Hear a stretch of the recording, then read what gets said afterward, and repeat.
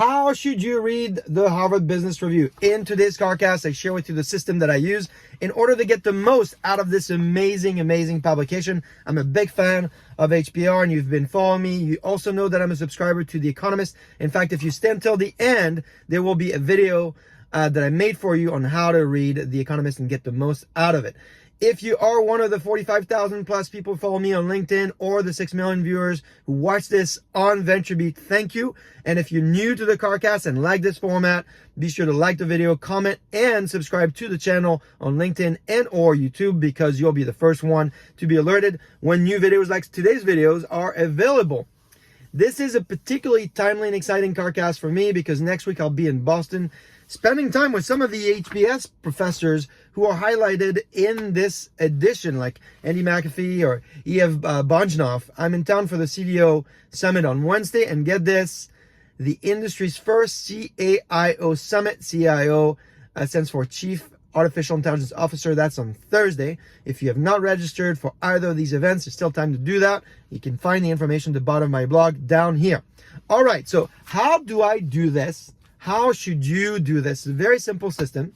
It requires, of course, the edition, a pen, and two types of stickies, a yellow one and a green one. I explained to you how I do this, and also, more importantly, a set of key principles on how to read these magazines. This edition is about Gen AI. It's a very applicable topic for me and many of you watching. So in addition to take you through the method I use, I also apply it to a couple of articles so you can get some of those summaries as well. In fact, think about me as your chat GPT this week.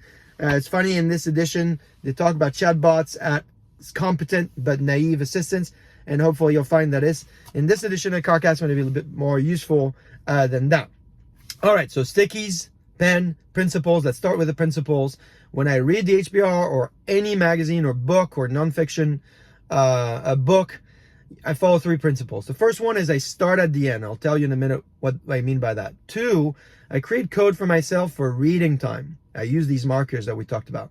And then I budget time for action, because in my mind, that's the most important thing here of this exercise. This isn't about reading. This is about understanding and taking action so you can use what you've learned. So start at the end.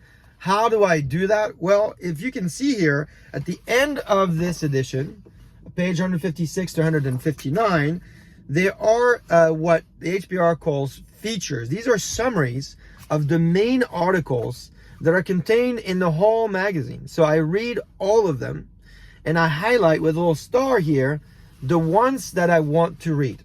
So for instance, in this edition, there are 13 summaries total. I read all of them, and I selected here 9. Now 9 can be a lot. I might not read all of them, which takes us to step 2. In step 2, I mark the articles on how I'm going to read them. And you can see here, I start with the yellow stickies, right? So that's for the articles I'm going to read. And as I read them and I find and I highlight things that are important, I put my green stickies here. So I'm in process right now. So you can see I've got 6 articles I've read and a couple of notes I've taken. And I've got 3 here that I still need to read. Now, the way I read is very focused. So I don't read the entire article always. If within the first paragraphs, I don't feel like the article is for me, or I don't get much of it, I skip it, or I read the rest in diagonal, meaning I skim for stats or graphs. And if it doesn't grab my attention, I just skip the article altogether. That might seem harsh or ruthless, but I go back to first principle in that this isn't about reading. This is about finding applicable insight that you can use with your team, at work, or in life. Third, and probably most important, I book time to take action. The edition here is focused on Gen AI. It's very actionable for me, and I know many of you as well. So if you grab it, you'll see what I mean. In fact, let's take an article or two to apply this methodology. E.F. Bonjnoff talks about keeping your AI projects on track. And he is an assistant professor at HBS, but he also worked at LinkedIn. In fact, this piece is very practical because he talks about the LinkedIn's feature of people you may know, and talks about the algorithm and what he learned through that. And so I know this is going to be specific enough for me. And so I'll try to summarize for you here live how this method works. First thing I focus on is, why does this article even matter? Well, here it matters because failure rate of AI projects has been as high as 80%. That's almost twice the rate of corporate IT failure over the past decade, twice. So we know it's pretty critical to learn how to succeed with AI projects. What is the solution that allows us to break through this failure rate? He talks about this concept of AI products, and I like this concept. We've talked a lot about data products and AI products. So now I want to know how I do that. Well, he's observed throughout his work that AI projects traverses 5 phases on their way to becoming an AI product: selection, development, evaluation, adoption, and management. So this creates a great framework for me to follow him. And then I look for the key insights. Here I found 3. One is he highlights that AI doesn't exist in isolation. It's a great point. It interacts with product systems and processes within the organization. So that means that it can lead to conflict or issues that are not apparent during development.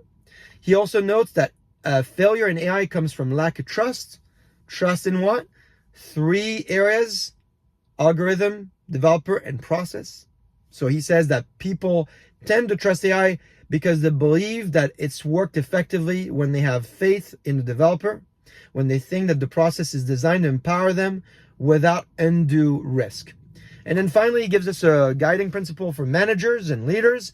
He says successful management isn't about maintaining the status quo. And I'll personally add, it's also about the desire to disrupt yourself before the competition does. So all of that is how I think about reading this article. If you take another article to just see how effective the method is and how repeatable it is, there's another great article here called Helping Employees Succeed with Gen AI. The big idea, why does this matter, is because education in Gen AI is really hard, because the technology in this field evolves almost faster than your ability to create or even revise your readiness programs, your training programs. So think about it.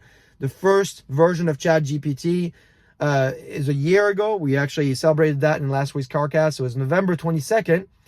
And we're now at version 4. So 4 major versions in 12 months. So think about how much stress that puts on your training system.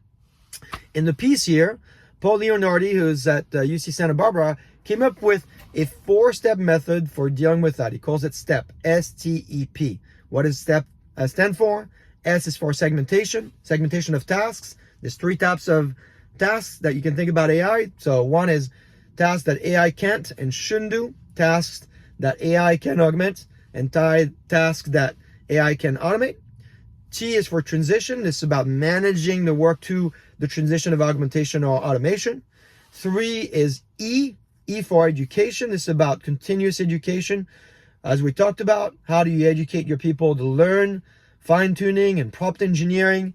Over the last 3 years that Paul Leonardi, the author of this piece, worked with companies for his research, they went through segmentation and transition an average of 2.5 times. So you can see this is because the AI tools are constantly evolving, and employees can't just simply learn new skills once and be done.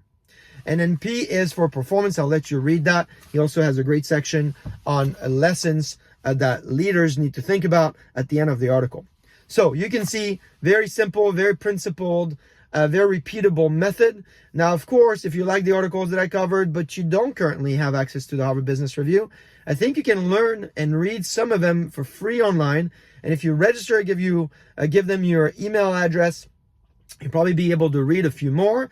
Anyway, I think that, and I hope that you'll find this useful. I hope that we can see each other next week in Boston. And remember, if you also want to know how to read The Economist, a video is going to pop up here or there. I can't remember exactly where, but hopefully it will also help you read these great magazines. And in the meantime, I will see you next week.